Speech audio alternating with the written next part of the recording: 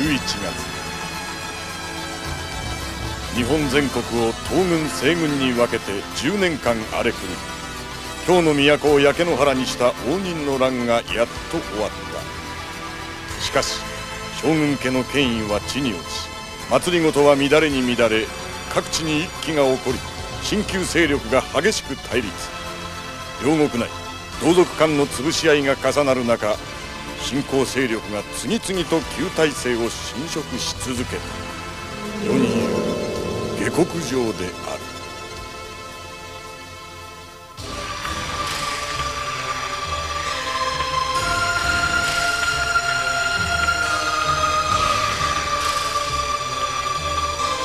運命17年5月、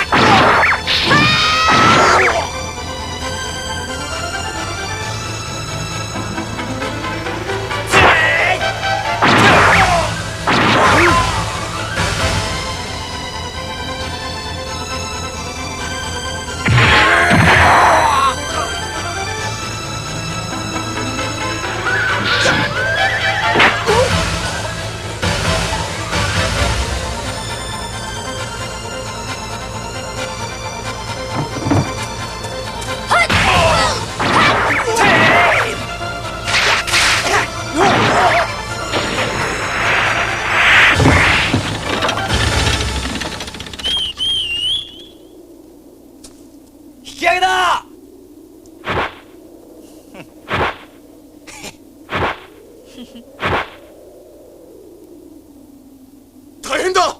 長持を奪われた！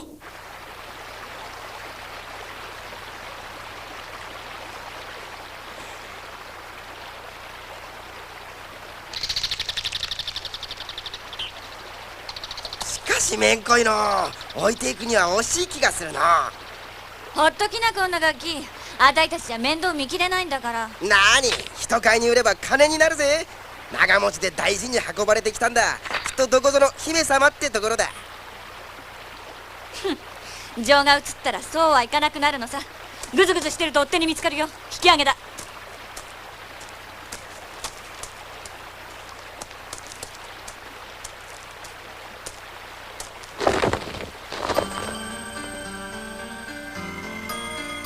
わらわは綾姫。そちの名は？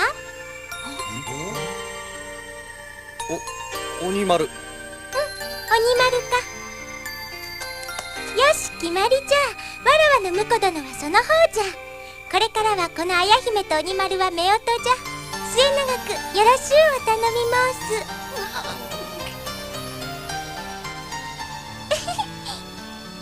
おい、ちょっとそんなこと勝手に決めるな。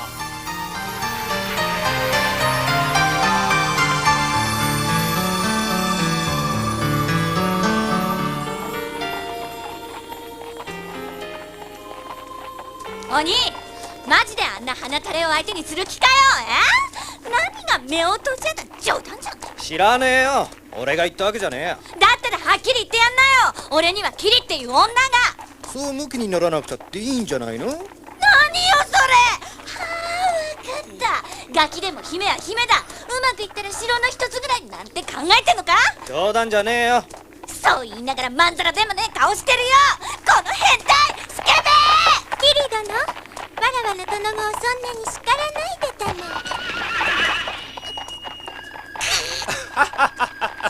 気にしない気にしない。おい鬼、後をつけてくるやつは誰もいねえぜ。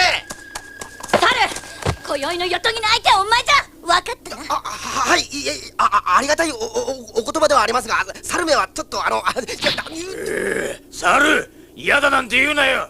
キリの気持ちを考えてサービスしてやれ。なんと良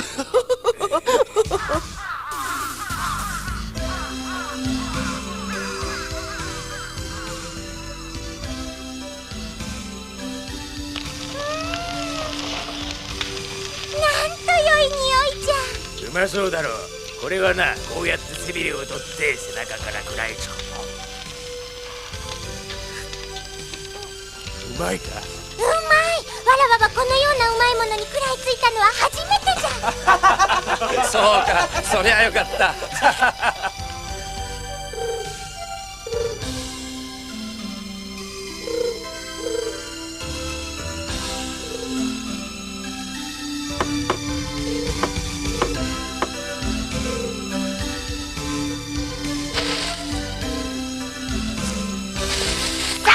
逃げたら許さないよ。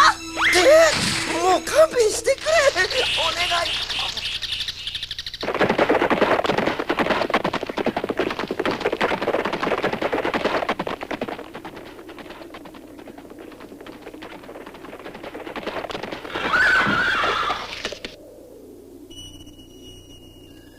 い。いたぜ、傷の豪介。よし行くぞ。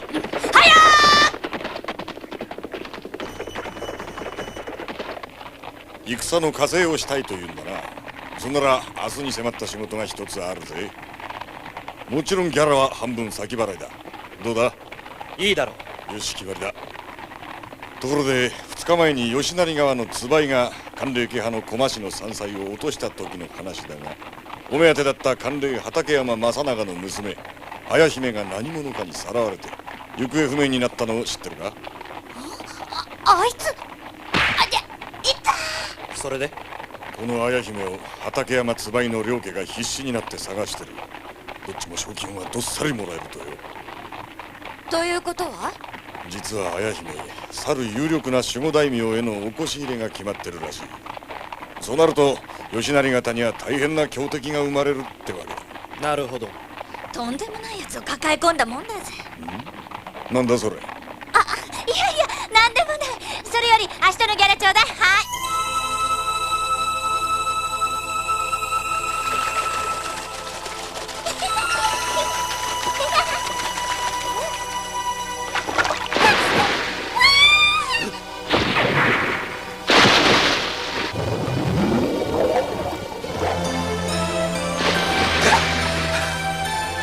大丈夫か？よし、マロが姫に泳ぎを教えてやろう。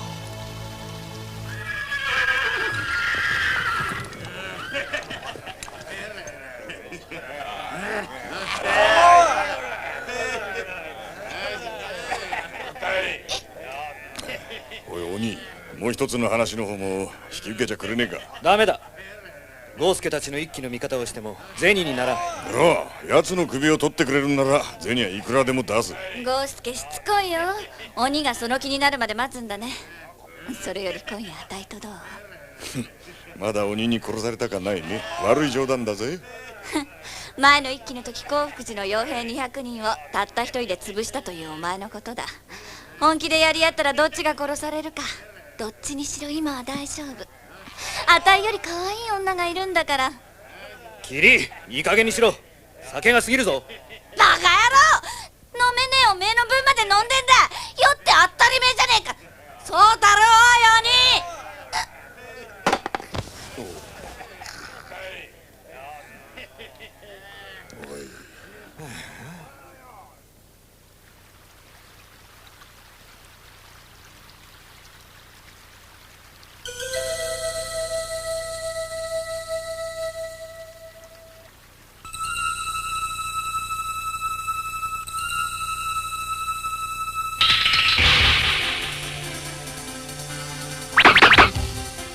そのままじっとしている。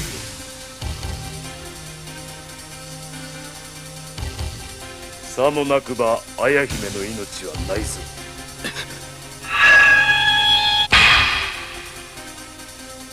お前たちどこの手の者だ？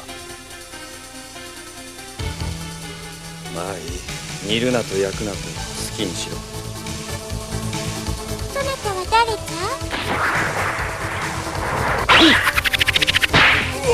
ゃ？綾姫飛べ。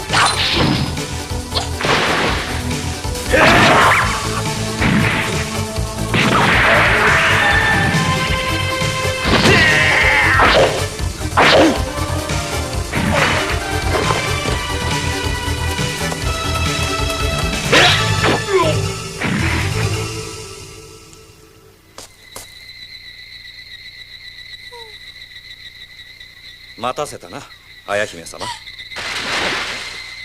お姫様にしちゃなかなか筋がいいぜ。では免許皆伝か？まあいいだろ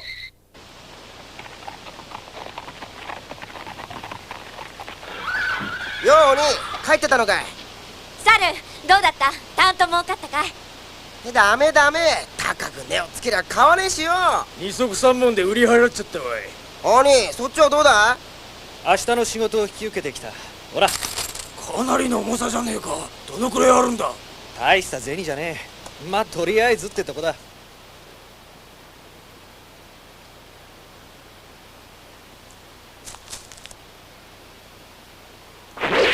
何？鍵つけられたってわけか。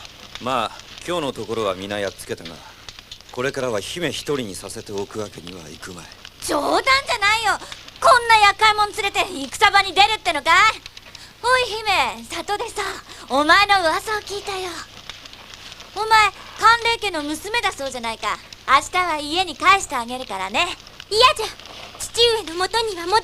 は戻ればまた腰入れさせられる。何言ってんだよ。お前には多額の賞金がついてんだ。自分の家に帰るのが嫌なら吉成のところへでも連れてってやら。そりゃあんまりじゃねえか。何言ってんだよ。人買いに売りゃいい金になるって言ったのはどこのドイツで。分かった、キリ。今後一切お前の相手はごめんだぜ。今夜の相手は俺がするぜ。冗談じゃない。陰北毛なんかまっぴらごめんだね。勘違いするなよ。相手と言ってもこっちでだ。今日一日の成り行きで姫に情が移ったってわけさ。姫が嫌がるところへは絶対にやらん。ほう、上等じゃないか。マロのそちんよりその刀の方がこの霧もやりがいがあるってもんだ。さあ表へ出な。おいちょっとなんでこうなるのよ。慌てったら。キリ、その卑しい少年をマロが叩き直してくれる。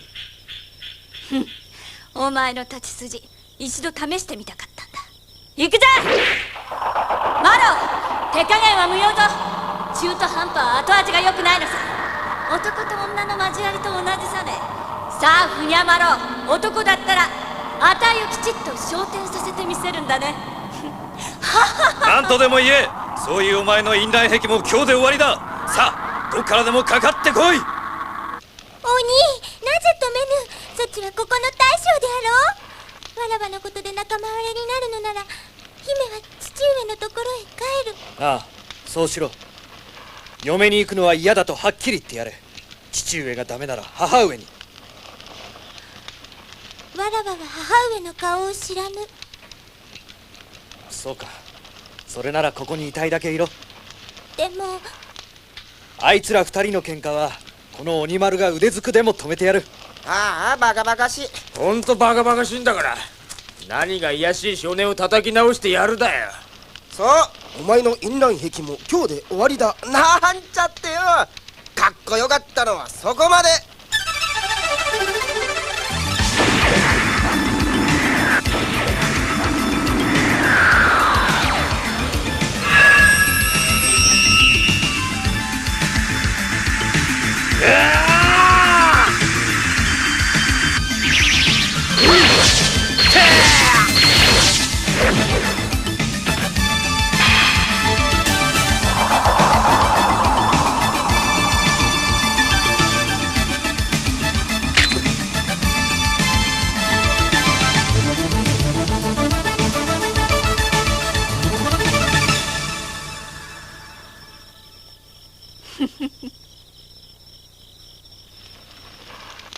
バロの乾杯ってわけさ。そんなはずないだろう。腕は互角のはずだ。俺もそう思ったんだがな。相手がキリじゃとことん本気を出す気にもなれなかったんだろ。まあそんなとこだろうよ。けどまだその後があるのさ。ん？あの二人あんなに罵り合ってたくせによ。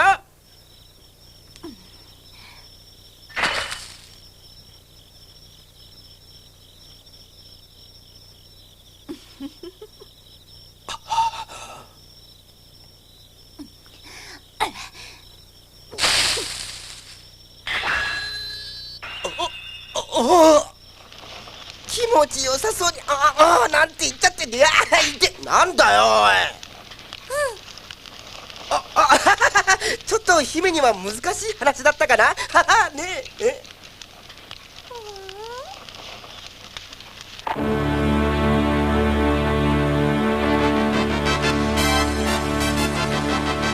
よいか、この戦国平は遠心攻略のための重要な地。何としてでも勝ち取らねばならぬ。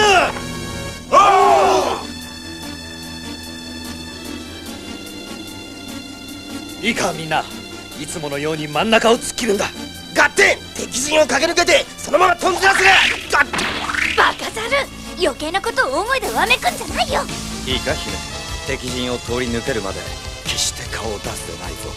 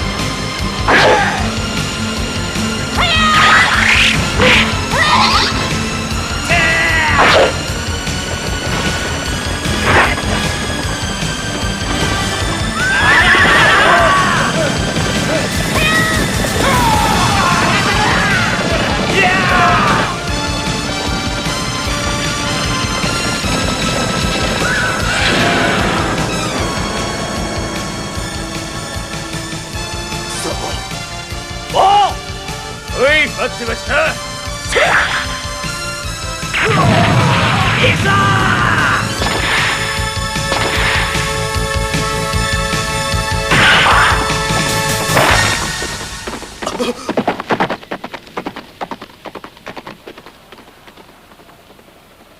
ら戦場なんかに連れてくるなって言ったんだ。他にどうすりゃよかったんだ。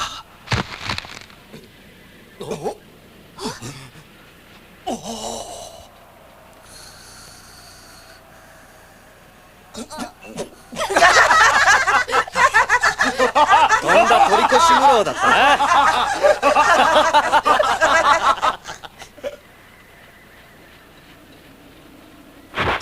どうかね、旗色は。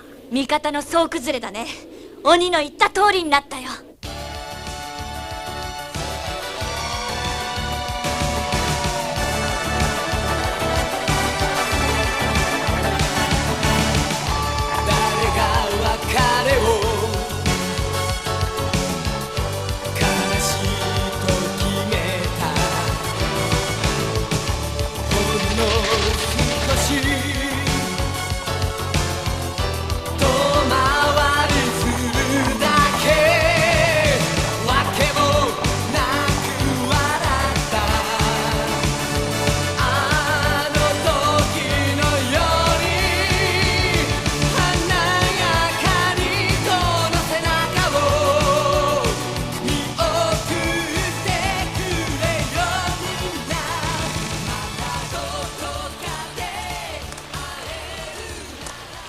あの煙は俺たちのねぐらの方だ。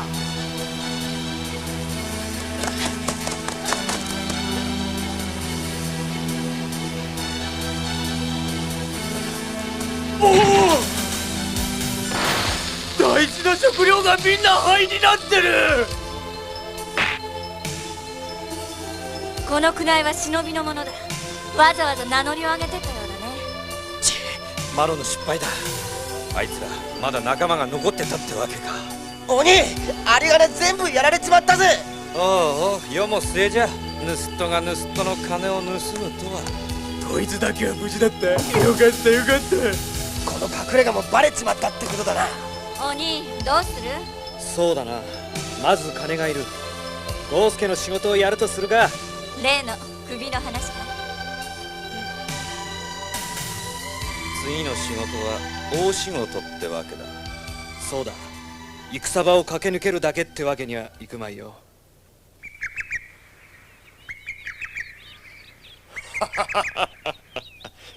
嬉しいぞ鬼丸、よく引き受けてくれた。ああ、その首の司祭を話してもらおうか。まず何者かだが、寒冷家型の国人上信院氏が飼っている戦屋でマーチュンという唐人だ。これがめっぽう強いんだ。あたいたちとご同業ってわけね。それでどんなやつなのさ。3頭立ての馬車に櫓を引かせ、長い鞭を操る。その馬車の外側は鋭い刃物だらけ。それに皮膚傷という妙なものもくっついてるから、うかつには近寄れん。こいつをこのままにしておくと、あっという間に寒冷畠山正長の勝ちが決まってしまう。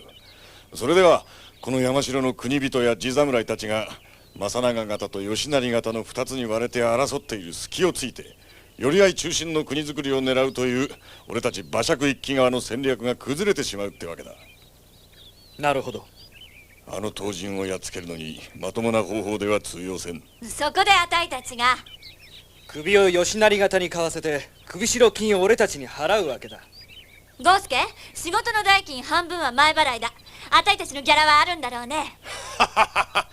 傷の豪助に任しとけと言いたいとこだが、実は今手元に金がない。だが手立ては考えてやる。鈴鹿の山賊がな、大仕事をやってかなりの大金を貯め込んだらしい。今夜それをちょっと拝借しに行く。お前たちも手伝ってくれ。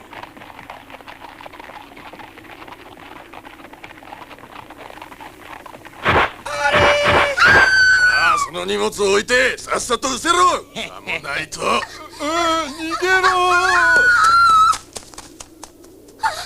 どうしますよ。貴様怖い。あんな大きな図体してよ、一目散に逃げやがった。あの格好見たかい？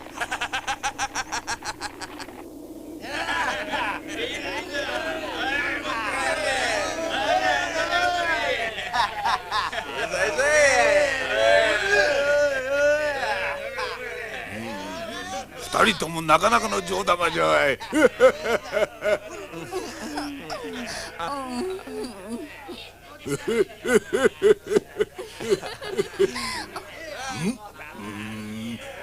どちらかといえばこちらの方が上物じゃのう。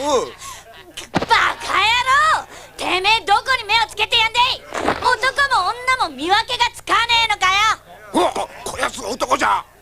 バカ野郎、違うだろ。わらわはこれからは女人として生きていこうかしら。いつまでやってんだよ。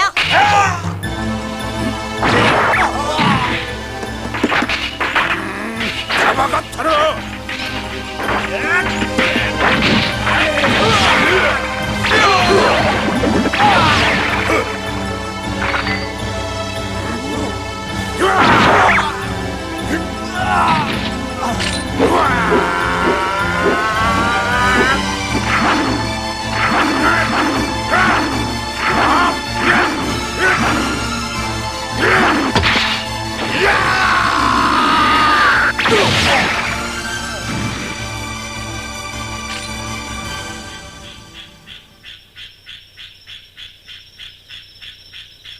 仕事がうまくいったらあと1000貫。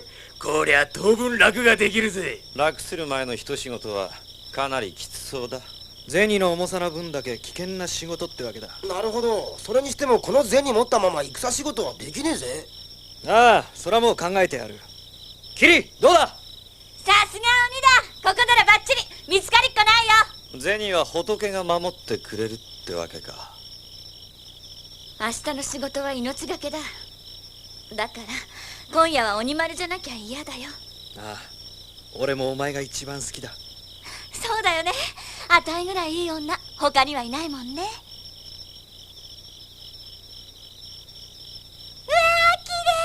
姫、その手まりはそっと扱って。なぜじゃ？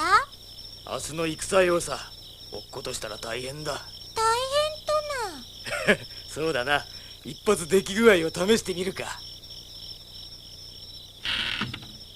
いいか、思いっきり遠くへ投げるんだぞ。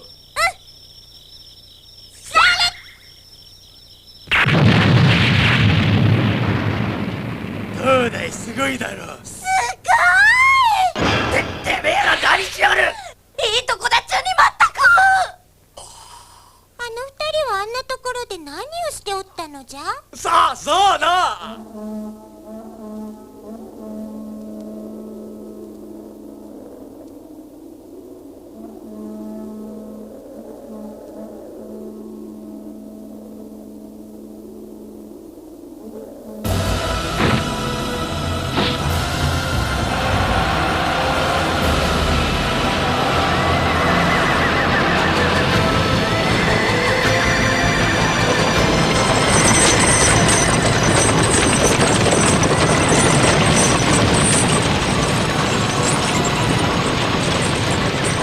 あれだ、マーチンが出てきたぞ。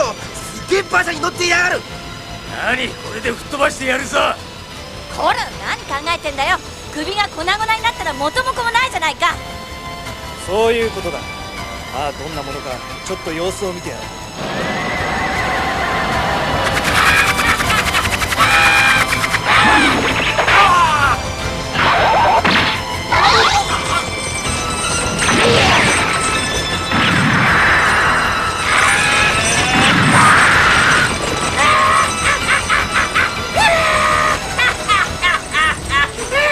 なんてやつだ。鬼、どうするつもりだ。あれでは俺の太刀が使えん。ああ、奴には追撃や並走戦では不利だ。すれ違いざまの一瞬に勝負をかけよう。まあ俺たちもその方が慣れてるしな。いいか、問題は奴を潰すことの他にもう一つある。奴の首をどうやってこの戦場から持ち出すかだ。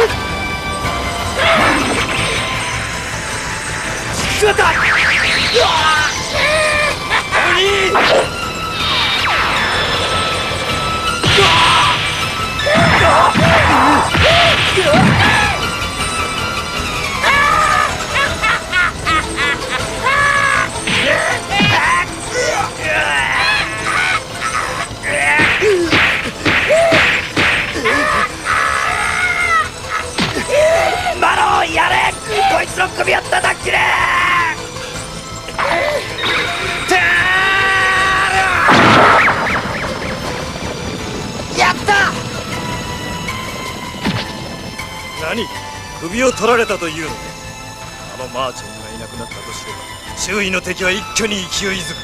奴の死を噂にとどめるのだ。何としてでもマーチョンの首を奪い返せ。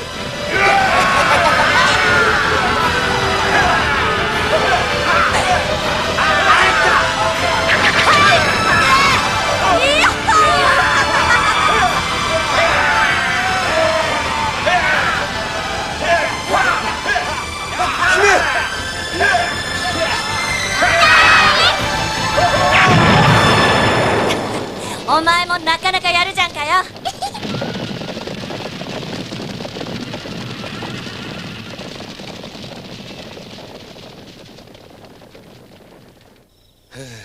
酒が胃の腑に染み渡る。大仕事の後の酒はこれはまた格別。さあ金はできたし、明日からどうするかみんなの意見が聞きたい。こんな派手なことをやっちまったんだ。みんなに狙われるに決まってる。まずこの山城から離れなくっちゃね。東国へでも行かないか。関東関連の上杉家も二つに分かれて仲が悪い。戦仕事には事欠かないだろう。東国か、遠いな。ま、人稼ぎしてくるのも悪かないか。ああ、俺の新兵器も旅の間には出来上がるって。姫も一緒に行く。そうか。よし決まった。明日は東国へ向けて出発だ。待て。その前に俺の話を聞いてくれ。豪介、いつの間に。よくこの隠れ家が分かったな。そこはそれ。蛇の道は平尾よ。それでわざわざ出向いて一体何の話だ。みんなにも聞いてほしい大事な話だ。鬼、その金と一緒に俺たちの一揆に加わってくれ。お前なら分かるはずだ。わかるはずだって。何言ってんだ。この金をどうするつもりだよ。この国の百姓国人地侍たちは自社の荘園や守護大名からでたらめな年貢や不益をかけられ嫌になっちまってる。そこで俺たちは奴らと共に一揆を起こし、一挙に両畠山家をこの山城から追い出そうと思ってる。まさかそんなことできるはずが。いや、できるさ。そしてこの一揆が成功すれば自分たちで治める自分たちの新しい国が出現する。鬼丸、力を貸してくれ。断る。それはお前の夢。俺たちには俺たちの別の夢がある。一気に金がかかるなら自分たちで稼ぎ出せ。俺たちはもう決めたんだ。そうか、ダメか。じゃあ仕方ない。腕ずくでも金は返してもらう。叫んじゃねえよ。この金はあたいたちが命がけで得た報酬だ。返してもらった。どういう言い草だ。よし、じゃあ言い方を変えよう。必ず奪ってみせる。鬼、今やっちまいな。みんなでかかればやっつけられる。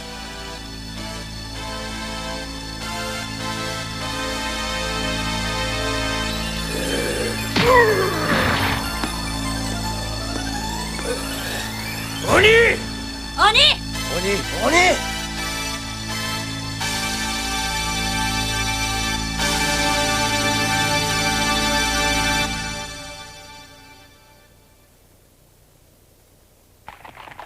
豪介は言ったことは必ずやるよ。なんであのまま返しちまったのさ。鬼はずっと前の小さい頃のことを思い出していたの。なんでお前にそんなことがわかるんだよ。奴は小さい頃から喧嘩友達だった。お互い困った時は助け合ってきた。豪介は変わっちまったってわけだ。その元を作ってるのってあたいかしら。きっとそうだよ。三角関係ってやつ。モテすぎるのってつらいわ。あら、本当かしら。なんだって文句があんのかよ。一気があいつを変えちまった。大変だ。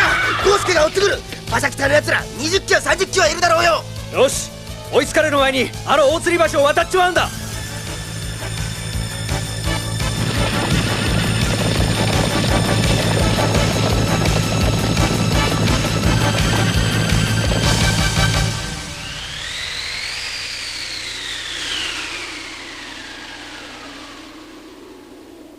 この橋を渡ってしまえば大丈夫だ。おう、2打を先頭にしろ。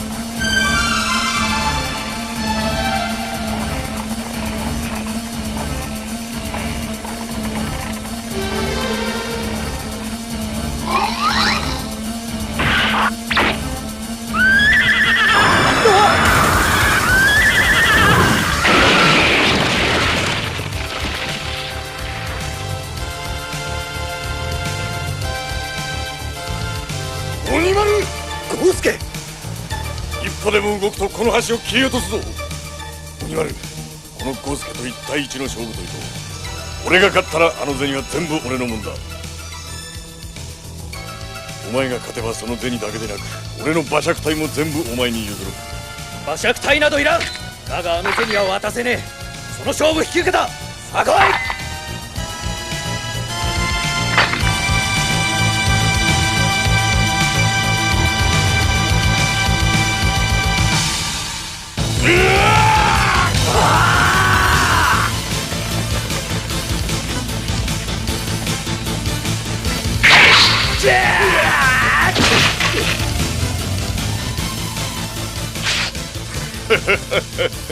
お前の技はよく知ってるんだ。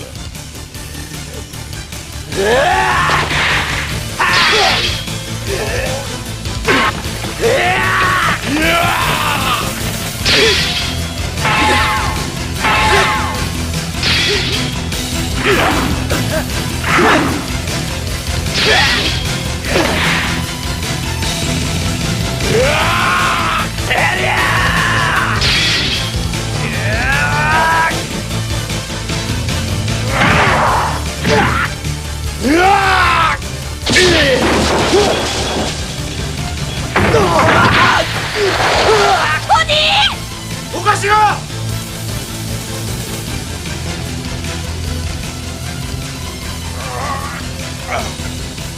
ゴースケ